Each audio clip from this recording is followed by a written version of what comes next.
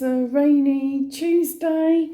It's the 2nd of July today, and I went for a walk around Broadstairs. While I was mooching around, I decided to buy a few goodies from Crusties. Mr. Crusties is a very popular small chain of bakeries in the Thanet area, and I bought 3 things to try. The first thing, it was £1.68, and this is a Swiss Bun.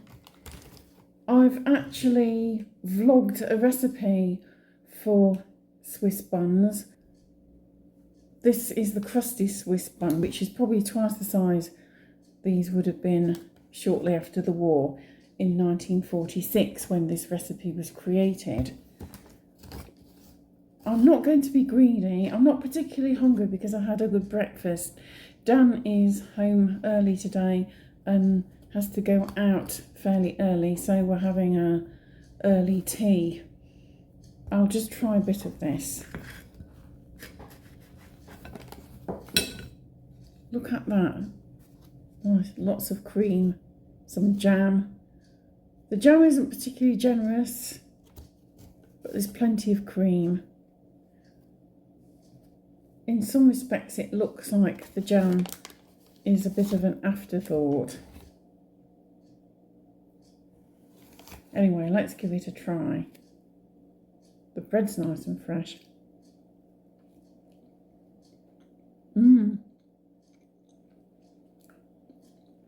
That's a good bun. The bread's lovely and fresh. You wouldn't even necessarily have a terribly enriched dough either for these. Just after the war, resources were still fairly tight. Rationing didn't end until 1954, and sugar came off in 1953, and meat came off the ration book in 1954. Meat was the very last thing to come off the ration book. The cream's nice. Get a bit more.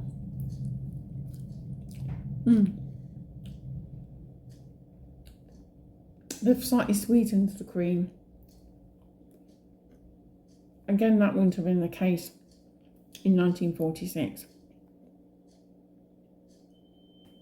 I really like the icing on top as well. Glacé icing. Well, it's nice and soft, but it hasn't stuck to the paper bag.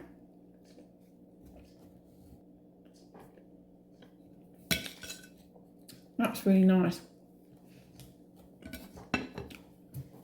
It could have done with a little more jam,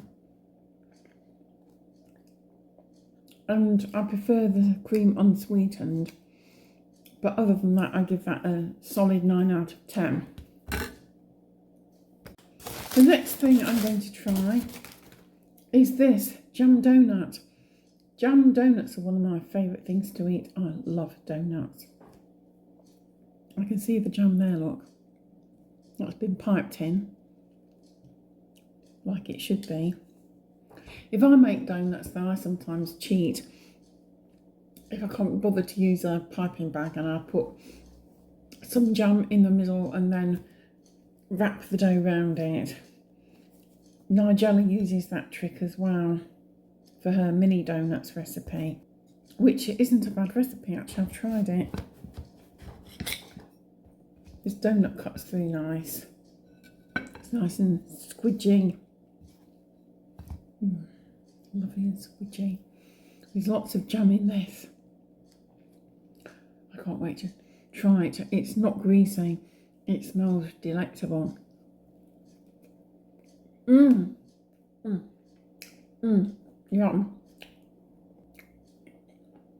That's so good. Some donuts have a lot of sugar on the top. This has been dusted with a little bit of icing sugar. Just a little dusting. and it's enough. This donut is amazing.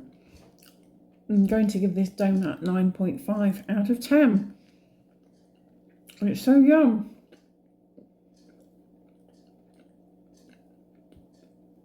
My only criticism is that the jam is a little bit runny, but other than that, it's perfect.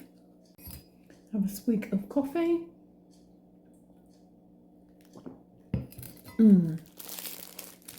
Now, the last thing I have to try is this big old hunk of fruit cake. Fruit slab, it's a Genoa fruit slab. And it says it's good till the 26th of the 7th, 24. I may freeze this. Crusties Bakery Ltd, fruit slab Genoa. Satin creme plain cake mix. Sugar, wheat flour, wheat starch, raising agents, E450, E500, E501.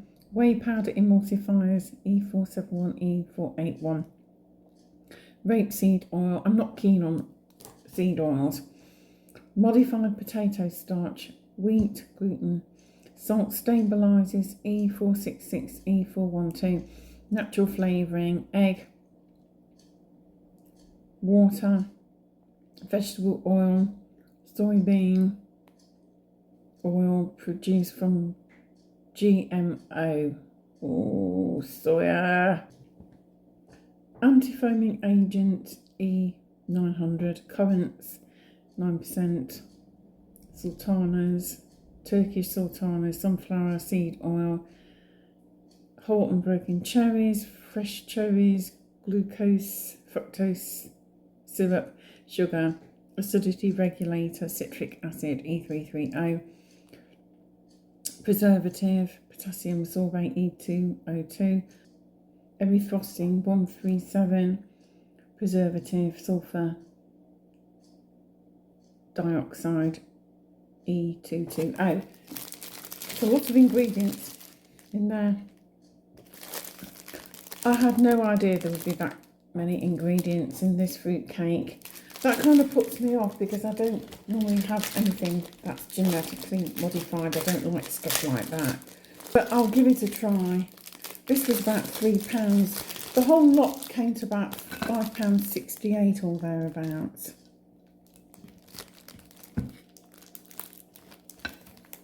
I just cut one end off. There you can see. It smells good.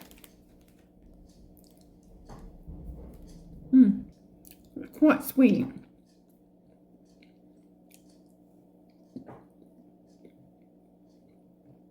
There's a lot of E numbers in it. It's more like the kind of cake you buy from a supermarket.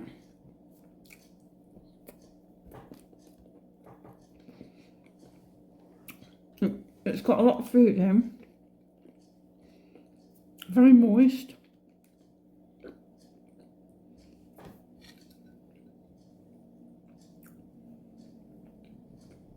It's packed with sultanas and cherries.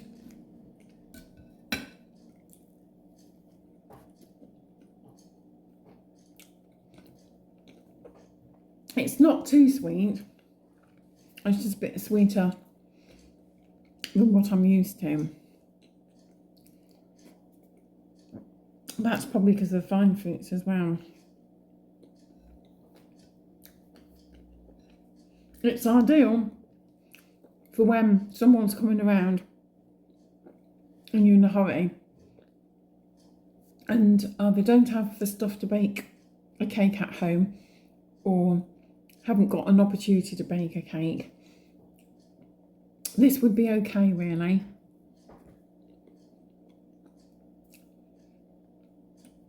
If you wanted to, you could dress it up with a bit of icing. It's got a similar texture to carrot cake, actually.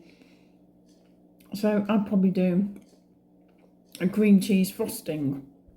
If it went stale, it would be a good trifle sponge as well, if you wanted to make a more adventurous trifle. You could do that with the leftovers. It would be really nice. Or you could serve it as part of a Scottish breakfast as well. You could hit it with the heat of a frying pan for a few minutes.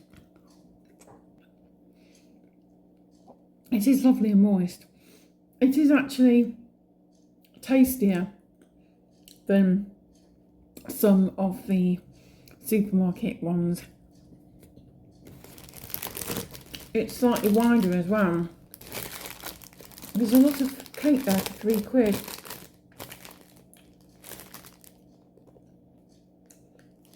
Compared to supermarkets, it's good value. It's very heavy, there's a weight there. I'm going to freeze this piece of cake. I would give that cake probably 7 out of 10. And the reason I'm giving it 7 out of 10 is because I don't like the genetically modified ingredient and all the preservatives, all the E numbers. I try to avoid eating E numbers wherever possible. But it is a good solid 7, that. So, all in all, that's a good 11s.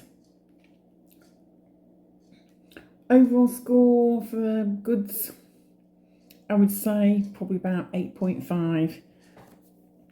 Very, very good. Well worth going to Crusties if you're in Ramsgate or Broadstairs, for example, and picking up something tasty.